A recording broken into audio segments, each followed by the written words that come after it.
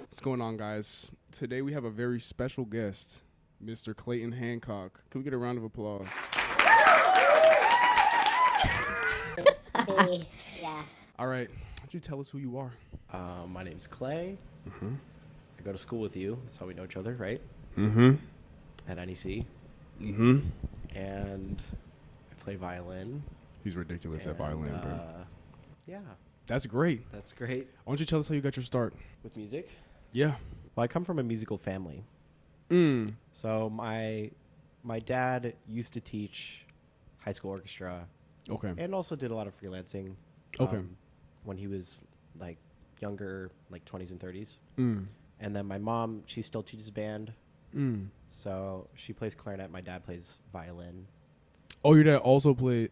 Yeah. Okay, so did you choose violin or did he make you do I did that? choose, yeah. Okay. So when I was like 3 years old, I was begging, please, can I play the violin? Mm. And my dad was also a Suzuki teacher. Ah. So he also knew that like I wasn't ready to start yet when I was 3. Okay, wait, when is old enough for Suzuki? Like 5? I don't think it's as much about the age, it's more about the attention span.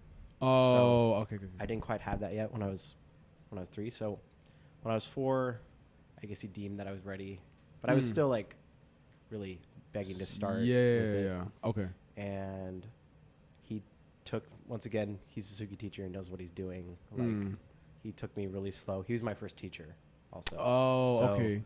But that's also like he was the first instructor, or like he went with you, because I know the like parents go with you. I didn't have a teacher other than him until I was like 10 or 11. Okay. Mm-hmm. Do you think he taught you like what's it called? He's like the reason I have like good posture and like setup and stuff. It's so important, bro. But that's why it went so slow with me. Like I Yeah. think I'm just guessing here, but probably the first 6 months I didn't even use the bow. Like so It was just all like foundation. Yeah. And like his big thing too, I think especially when I was really young, was like we never did violin unless I asked to. Oh. So it was never like forced on me. At a young Interesting. age. Okay, Yeah. okay. I don't know. I didn't move super fast either through the Suzuki books at first. Yeah, okay. I think I spent a year on Twinkle, and then like actually. Hey, but no, like that's okay, because if it's like it's almost better in a way, because like if you're only really gonna like learn those things if you really want to, at least from what you're saying. At least you're not like your mom's There's on like you no like reason to rush through. when you're setting the foundation. Yeah, so yeah. That, and he knew that, so that's why we did it that way. 3rd grade, I really started to take off with it. Okay. Progress a lot faster. Yeah. Through like Suzuki. Right. So I did Suzuki until 10 or so, and then Alright. which is kind of typical. You get to like book like 7, and then it's just like mostly like Mozart concertos. Yeah, anyway. yeah. So yeah, I think once I started doing Mozart, I switched to teachers. Okay. Got it. He was more an expert with teaching little kids, actually. Right. Okay. And not so much with like concerto stuff. Right. Yeah. Okay, because also you said he was a school teacher, right? Right. So until I was 7, he was teaching high school orchestra. Okay, yeah. got it. And then, but for as long as pretty much I've been able to remember, like since I was like 7, he's been a school administrator. Yeah. Since then, so he doesn't do quite as much with music anymore. I think that's probably the approach I would take. Like the way your dad did it would probably be the way I think did. he did it really well. Yeah, because like at first, or I didn't like have like I played because it felt like I was like my parents were paying for it, and like they were like, dude, we're paying for you to play. You're not playing, so what's your problem? Like, if you don't practice, we're not going to pay for it. Right, and then you like frantically practice, and then but not like having it built into where like you only like really play and you progress at the rate that you like want to do it. I feel like it's just so valid, because then I feel like now I feel like you internalize stuff better, because Clay has a very organized. He plays very organized. Like looking at like I saw your Stravinsky, like your that clip you posted of like Stravinsky, and like even the when you like venture out with other genres, I feel like because you do jazz stuff and you do like folk stuff with Emily. Yeah, I do. dabble. Yeah, but like it's still like you can still tell very clearly like the classical technique is there like whenever you play. Okay. Yeah. I think that's what I'm trying to I don't know. yeah, it's a good thing. I think so. And by the way, this episode is going to be religious based. We're going to be talking a lot about Jesus Christ, and because is this like as a believer, trigger warning or something? No. Trigger warning. Christianity. Nah, I'm playing. But I think just so people know like what it's going to be about going forward. So I think the first question is, how has your faith helped you during musical struggles? It's a big question. Yeah. Can you repeat the question? Yeah. How has your faith helped you during musical struggles? I think what's different about how I approach just life in general, I think if you compare it to a lot of musicians our age, or especially a little bit younger, is that music is like the number one priority. Okay. And if you're not doing well, and that's how it used to be for me. And if you're not doing well, if music is not going well, then like feels like your life is not going well. Right. And it feels like kind of pointless and like bro. I mean, which if you do that, I feel like if you do that with anything, that's what is bound to happen. You know, that's my opinion, that if you do it with anything that's not something that's like eternal, like God, then it's gonna leave you disappointed. Right. Even with like people are gonna leave you disappointed. So like kind of my hierarchy is faith, and then like family, friends, and then music, I would say. Okay. So that's all to say, like when music is going badly, it might affect me personally, but I still have a foundation that's other than that, that's different than that. I've definitely thought about like quitting before. Oh yeah. Like, well, like many times. Yeah. You know, which like who hasn't, right? Who's in music? Oh, okay. Yeah. Go And ahead. Speak on it, like, bro. Well, freshman year it was like really extreme. I think it was just because it was COVID. And so it was like a really discouraging time just for everything that was going on. Yeah. And especially with music. But I think in probably about a year ago, I was thinking about going actually just like all the way in the faith direction, as in like being a pastor, like seminary, or like missions or something like that. Okay. And thinking about like combining music with that. And then I prayed about it. I thought about it. I got a lot of different opinions, and it didn't end up being the right thing. Right. But I feel like I'm always trying to, like, music is really hard, and I feel like I'm always trying to find a way to like escape like the grind career a little bit. Yeah. And I feel pretty comfortable that like God has a plan for me with music, because he like gave me the talents and all the ingredients to make this happen. You also just don't, it's hard to know what's coming up in a year or 5 years or 10 years with music. Like, you just, like, for me, I'm just trying to have faith and take a step of faith, like believe that like that I'm not just here to like just go around and like quit in a year, because and so like I did get some good like confirmation of that this semester already, because I've started taking some auditions, and like they've been going well, and they were going well, and so, and that finally felt like, okay, like finally I'm catching a break. I know that I can I know that I'm going to be able to make this work. It's looking pretty likely that it will work like in the next year, but even if it doesn't, I know that like at some point it will pan out. It should pan out. But as far as faith, it's just like we try to like plan everything out, and but with a career path that's so like ambiguous, it's non-linear. You just have to trust. Like I just am trusting in like God's plan for that, and being open to just like any possibility.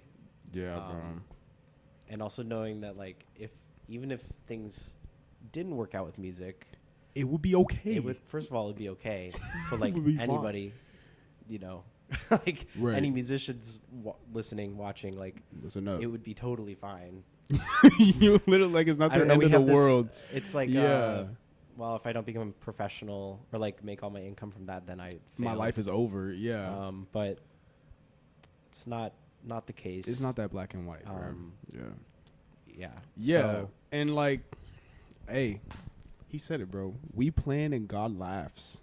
Like, no, literally, because like I think there's also a part that's like you kind of have to just trust in. There's like a lot of trust that you have to have in like right now, because for the most part, like you have like ultimately so little control over like what is gonna happen, like what can happen, like 2-3 years down the line, which is different from a lot of other careers. I feel like, whatever the case, you're gonna have to be like, you know what, bro, even though I'm really just not sure what's gonna happen like that much later, I can just trust that right now, if I just do the work or just like keep working and just don't let it get to me, something will happen.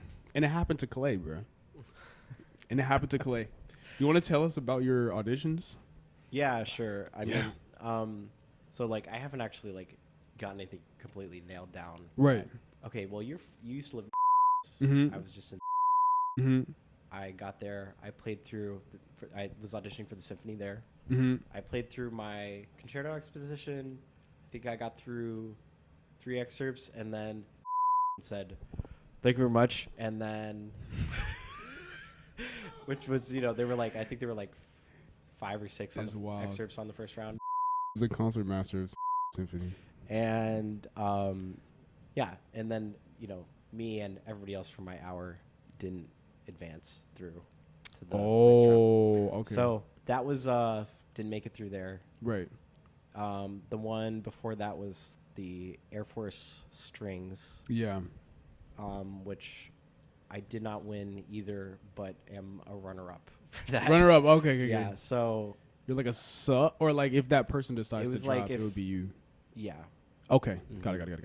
Next week I'll be going to play a trial there, which is exciting. That's so huge, bro. Which like I still don't know, like how much, like what my chances here. Like if it's like right. If it's like 80%, I don't know how it works. Hey, bro, you just gotta go in and do what you gotta do. Continue with my preparation and just play the best that I can. Yeah. That's all you can do. That's all you can do, really. And so, yeah. That's so exciting. If you don't know, like, orchestra, it tends to be, like, one of the more, like, stable, like, positions that you can have as, like, at least for a string player. Yeah. It's like a normal. Yeah. It has all the benefits and pay of, like, a full-time. Right. Normal full-time job. And a lot of people, like, even, like, a lot of people in, like, professional symphonies don't, like, really get a shot or like really get a spot until they're like 26, 27, or like even in their 30s. Some people like bomb 30 auditions and then like I think the like musicians union did a survey about that, and it is something like 30 like that's like the average or something. You have to go in and like just that is just so like daunting or intimidating. And here I'll tell you another like so for and this is pretty much consistent at like any of these auditions of this like of that similar size. Like 227 people showed up, to take that. Okay. They advanced 11 to the next round. 227. So what is that, bro? Like 20? So it's like they advanced like what, like 5% about to the next round. That's like but it's like it's not an easy thing to do, bro. There's some things you have to keep in mind is like you're not competing against the other people actually. You're competing at least in the first round. Yeah. You're really just competing against what their standard is. Like the judges. Right. Like, what the panel has decided is their standard. So right. And that's why sometimes they do no hires. No, what's that? That's why sometimes they won't hire anybody. Oh, no hire. Yeah. Okay. Yeah, I've heard that. Well, at least I've heard like concert masters or like people in symphonies say like they don't always, or they make videos like titled like why the best musicians don't always win jobs, and it's like at the end of the day, or it's similar with just like competitions in general. Like you can go there and like technically objectively outplay everybody. But like if it's not like what they're looking for, or like someone else has like some particular quality about their playing, even though it's technically not as polished as yours. Like it's like a lot of like there's a huge there's a significant chunk of it that is random or like that's luck based. Well, the other thing too is like if you're auditioning for a section violin, that's different than let me find the best soloist too. And also another thing too is like you have like, especially first round, you have like 10 minutes to make your impact. You know how auditions are. Like they don't always go as planned for everybody. Yeah. And also one thing that I do like is that it's like only based on your playing. Since it's screened, they don't have any names. You just have a number. Yeah. So they don't know like what you look like, what your gender is, like how old you are, like anything like that. Yeah. Okay. So it's kind of, I guess it's like less personal or like okay. Do you feel a particular connection with Bach and the Baroque style because of your faith? Because of faith? Yeah. Yes, I do. Can you speak to that? Yeah. So I've always liked Bach, almost for as long as I can remember. I've been listening to Bach and like historically informed performance even before I knew what it was. Right. Those were just the CDs that I had. Yeah. The CDs. And wow. Yeah. Okay. And sorry, go ahead. Yeah. And then this really took off sophomore year. I took the Bach cantatas class here. With who? With Ellen Exner. Oh, which she's gone I now. wish she was still here because she's like a really good teacher. She is a great teacher. But what really like clicked for me was because usually I'm just playing instrumental music by him, right? And this was looking at his vocal stuff. Repertoire. Yeah. Okay. And it was really like cool for me because I could combine like theology with music from my favorite composer. Right. And I also felt like I had kind of a unique perspective because, well, just because like I really had a understanding for what these texts were trying to say. Right. And it's like it's church music. Yeah. Basically. Yeah. And like the different parts of scripture he was drawing upon. And so that was like a really impactful class for me, and then which led to I did the Bach Institute in Boston, which is focused on the same right. So you would say, is that like your favorite type of music to play? Bach? Yeah. Or Bach sacred? Yeah. I don't know if it's Bach sacred music necessarily. Wait, what's the difference between Bach and Bach sacred? The sacred music would be with like vocalists. Like the masses? Passions. Okay. Cantata repertoire. Yeah. Got it. I think, it's probably just still like the solo Bach, just because when it's just the solo instrument, he can kind of push the limitations of the instrument more than when it's accompanied. Yeah. Because if you're playing, even if it's an aria with like soprano and violin obbligato with continuo, like you're still taking like a backseat to the singer for a lot of it. Oh, okay. But in terms of like just being like fulfilling from like a spiritual sense, I guess I do really like playing that music. I haven't played it a ton though. Okay. Do you play in religious settings? Like, do you play at church? Do you play in cathedrals? And like, does it contribute to like that atmosphere or like that feeling of like spiritual connection with the music when you play like at church or when you play? I don't know like what other religious settings you would play in. I don't play at church right now, like super duper often. Okay. It's maybe once a month or once every 2 months right now. Sometimes I struggle with it actually because playing in church, because sometimes it can end up feeling like an afterthought in terms of like being prepared for it. Because like all week I'm working on, whatever Brahms concerto. And I have to learn the orchestra music and this and that, and then it's like, oh well, I'm playing some movement from a Telemann sonata or whatever it is. So it's like sometimes I feel like guilty that I haven't spent time with given it like as much attention as the other stuff. I think it's helped me get into a mindset of like playing for God's glory. Yeah. And also that's what Bach's music is for. Yes. It's all for the glory of God.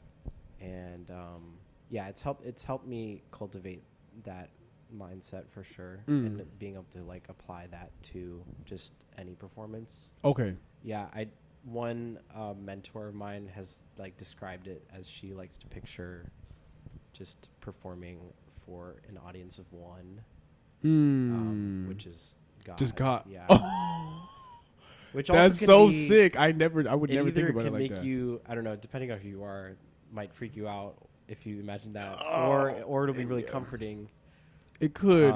I could go in there. I could see people thinking about it as like feeling like they're judged by God based on their performance. But I could also see it being empowering. Like, but if you look at it as like a musical offering, then it really just matters about where. I guess this is the conclusion. Is like it matters more about the posture of your heart rather than like how like well. Yeah. Okay. Are you concerned about any religious-based discrimination, like later on in your career, or like have you faced any flack for your faith in the music world? Yeah.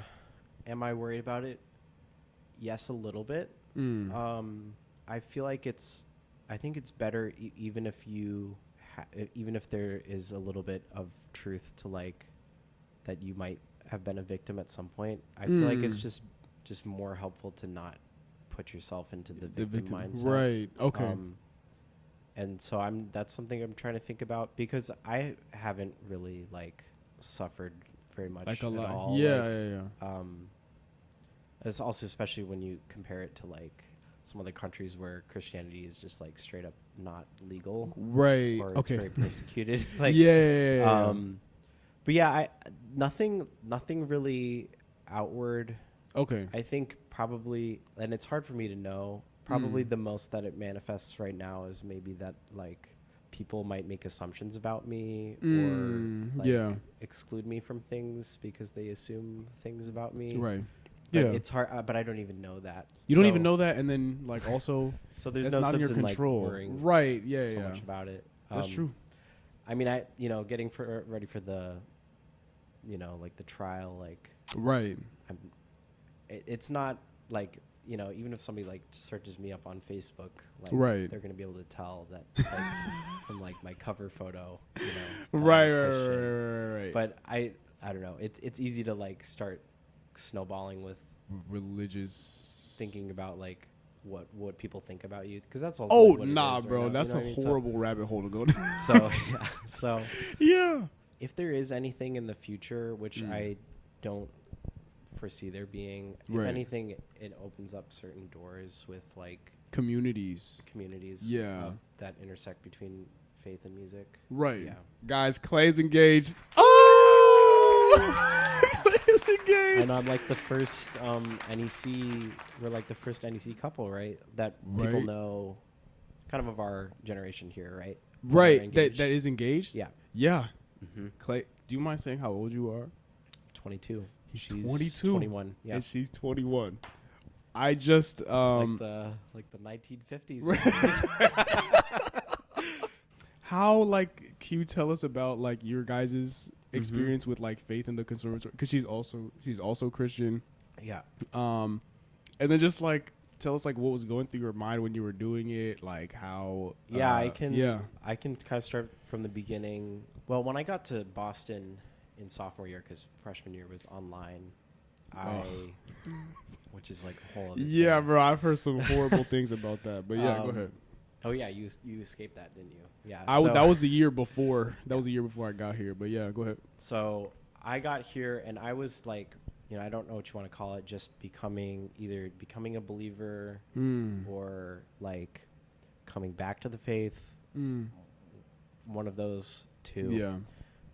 And we met each other like pretty much immediately. I mean, we were, we're in the same grade, so we were all kind of just meeting everybody right then. Right. And we started getting close pretty quickly, and like we had to like address the elephant in the room. Like, are we trying to date? Be in a relationship, right? And I was just in a place with my faith where it felt so fresh that I was like, I feel like I just need to focus on this and get a foundation in this before I like start to add any kind of potential like right. I don't want to relationship distraction, but like right. So we waited till we started dating in January of 21.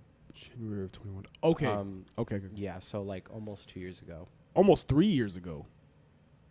Oh no, I said the wrong. Wait. 22. Sorry, January 22. January 22. Okay. There it is, Yeah. But right from the beginning, we were on the same page about that we were like dating, and I know this also like seems kind of like a crazy concept. Hey. And I'm sure you're probably familiar because you have grown up in the church, but right. like we decided that we were dating to marry with the intent of discerning for marriage. Right.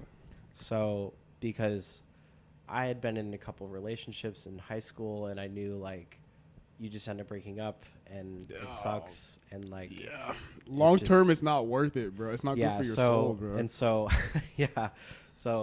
and that's like my advice is like honestly, I feel like the net, like there might end up being a net negative at the end of the day, like if you're just kind of dating and not really hoping to like marry the person because it just might end up hurting you more. It's inevitably so, it's gonna so we were like pretty intentional about going in with that, but once we started dating we were like, this is not something that we should really talk about a lot because we don't want to start like having this kind of like fantasy about us being married already or something, you know.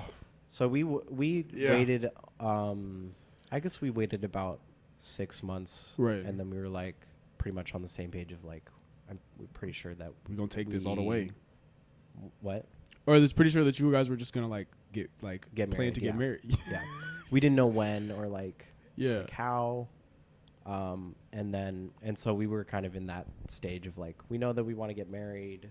I was kind of in the mindset of like, we'll probably get married when like one of us has more of like a secured job. Right. Financially stable. Right. Financial stability. And then over the summer, in August, we were just like, we should just get married. Do it. Because do it, bro. We were planning I was planning like what comes after I graduate and same with her.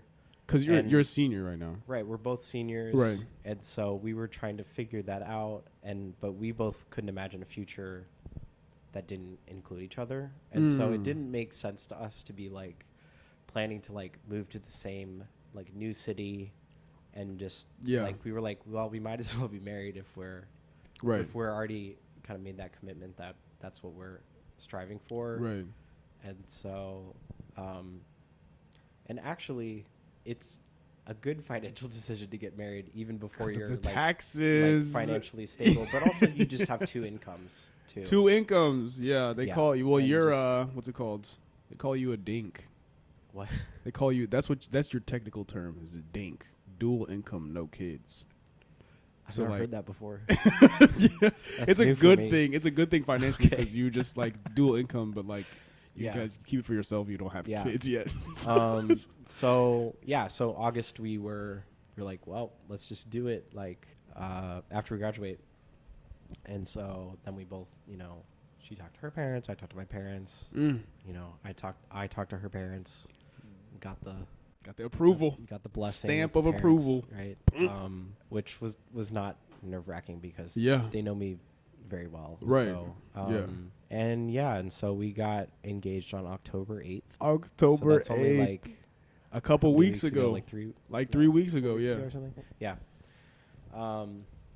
So we were at. You want to hear like how it happened? Sure. Okay. Sure. Let me know. Okay. So we were in. So Emily's family has a farm. Yeehaw, right? It's called Yeehaw. No, it's not called Yeehaw. Oh. I was just making a cowboy noise. It has a name. It's just a farm. It's in Virginia. Yeah. Well, you used to live in Virginia, right? Yeah. What city? It's in Louisa. Okay, I never heard of that. That's like halfway between Charlottesville and Richmond. Ah, okay. Got it. It's like off of like 64, if you know. Oh. Okay. I know 64. I do know 64. So, so we were there, and this is another thing. I mean, we could talk about this if you want, but we're we have plans to build a cabin. They're gonna build a cabin. Nah, bro, you're gonna be like Henry David Thoreau. Yeah, I need to read some of his stuff. Wow. So we were on the farm. Yeah. And we were looking for like a spot that we can build this cabin someday. So right. We looking because we've been talking about this for a little while. Yeah. I mean, this is really like my dream, but she's extremely supportive of it and wants to be included, you know? Oh, yeah. That's so awesome. Yeah, go ahead. So we found the spot, and we like knew like immediately it was the spot. And there was this really big pine tree, really stuck out as bigger than all the rest of the trees right there. And so I was like, okay, we gotta go mark the spot. Oh. And I like took out my knife and started like carving our names in the tree. Oh. Which, by the way, just like a note to anybody disclaimer out there who wants to carve a living pine tree. There is a lot of bark you have to get through to get to the actual wood of the tree. And also, once you get there, it is so much sap to like, yeah. So it took like 20 it's gonna minutes. be awkward. It's gonna be awkward if you. It was a little bit. It was like took like I was like, man, this is taking longer than I expected. Just to carve a heart and then C and I plus actually didn't even carve the heart because I was like, so I did our. That's so I did wild. our like. I just did C plus E. Okay. Which is like that's enough, you know. Yeah. And then I was like, wow, this is like we found the spot. We should pray about this. So she was praying, and then I was praying just about like our relationship and stuff. Yeah. And when I was done and she opened her eyes, I was on one knee. Oh no! Yeah. Okay. Yeah. And then she said yes. We were both kind of like speechless and crying, and you know, and it took us. Yeah, but this whole time I had some family in Richmond, and they came over to the house on the farm to like surprise us, or like to surprise Emily, really, because I was in on the planning. Right. So right. They knew already. Okay. Like Emily's family, Emily's grandma, my grandma, and then my aunt and uncle and couple of my cousins there. Wow. And so the pictures that are out there on Instagram, actually, that is not where that happened. Oh, that was just a little photo shoot. That was after? like a reenactment. Oh, okay. I mean, so got it. Because her brother was like had offered like, hey, if you want me to like hide in the bushes, you know. So oh I can, like, my take god, pictures. that's but I was funny. Like, well, I don't even know exactly where we're gonna do this. Yeah. Because you know that's why that spot's gonna be super special right now. Right. Where we build the cabin because it's where I proposed. Yeah. And so yeah. Okay. So that's kind of the full story. I was very blessed and got to use my grandmother's ring. Oh. And so she was there to see us afterwards. Which was cool. Do you feel like the faith is like what made it all happen? Like yeah, completely. I mean, that's what we talk about more than anything else. I would say like we actually don't play together a ton, and we both wish that we did more together. But we do a lot more stuff with like ministry, and right? Kind of stuff. And that's but that it still falls in line with that list you had of priorities. Yeah, like you had faith first, then your friends and family, and then music. I think for people wondering, like, I mean, the stereotype is that like Christians get married like really young. And I was just thinking about this today. Yeah. And I think one of the big reasons is that when you're like aligned on such like a foundational level with beliefs and values, I think it makes it very easy to feel like you are can give yourself compatible long term with somebody. It's like a soul connection, really. Like a relationship is just like a physical connection for a lot of people. When you have a soul connection or like a spiritual connection with somebody, it simply is different. It simply hits different. Just to cap it off, what do you want to tell the Christians out there in the conservatory that are struggling? Just what is your piece of advice to the Christians in the conservatory? I feel like in this environment, I wouldn't be able to like come up with the verse reference right now, but like, okay? Be still. Be still. And know that I'm the Lord, your God. It's like I feel like life at NEC is very frantic, and if we can just like take a moment and just think, like, put things into perspective. Yeah. Especially like eternally, or just zoom out, like we're just at this one little tiny school in a very big city, in a big country, in a big world. I think we have a lot to be thankful for. Keep being a good steward of the things that have been given to you. Yeah. And also just know that, like, God has a plan, and you don't know what that plan is yet. You don't know. And be content in, like, however the plan ends up going, even if it's not what you wanted, or even if it's not with music. Right. Yeah. This mindset it's as proof, like, it's so powerful, bro. Because I went to go pick Clay up from the lobby, and I said, "How are you doing?" And he said, "Better than I deserve." I just feel like that's like a very it's a very spiritually conscious thing to, like, just to be so grateful for everything, even though there's probably things going on, like, too. But like, I mean, be grateful. All right, guys, it's Clay Hancock, and I've been your host, Sidney Scarlett. Hope you enjoyed this week's episode of BKTG, and I'll see you on the next one. Bye bye. Thanks for having me. No problem.